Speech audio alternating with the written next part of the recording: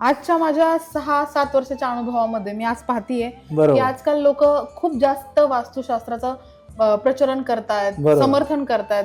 बरोबर ते एक चांगल्या पद्धतीने चांगलंही आहे, पण तितकं पॉसिबल नाहीये, कारण की प्रत्येक डेव्हलपर प्रत्येक क्लायंटच्या हिशोबाने घर बनवू शकत नाही 100%. बरोबर. तर यात तुम्ही मला काय सांगू शकाल की काय करायला हा. पाहिजे?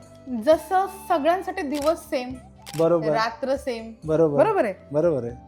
तसं वास्तुशास्त्र सगळ्यांसाठी वेगवेगळी का? जसं साऊथ वाल्यांसाठी वेगळं, नॉर्थ वाल्यांसाठी वेगळं, बरोबर. याचं म्हणजे काय सांगू शकाल?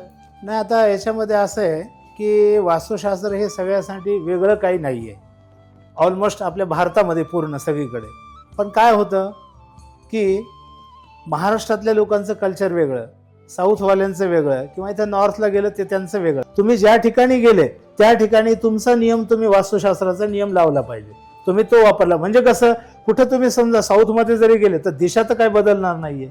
म्हणजे ईस्ट म्हणजे ईस्टच होणार आहे, बरोबर. साऊथ म्हणजे साऊथच होणार आहे, नॉर्थ नॉर्थ. असं जर दिशा बदलू शकत नाही तर वास्तुशास्त्र पण बदलायचा काही प्रश्नच नाही. म्हणजे हे परत एकदा सगळं मान्य ना मान्यावर मान्यावरती आहे. सकाळी सूर्याचा उदय हा पूर्व दिशेलाच आहे. बरोबर. ऑल इंडियात कुठे जरी गेले तर खरं. त्याच्यात काही फरक नाही. खरंय खरं.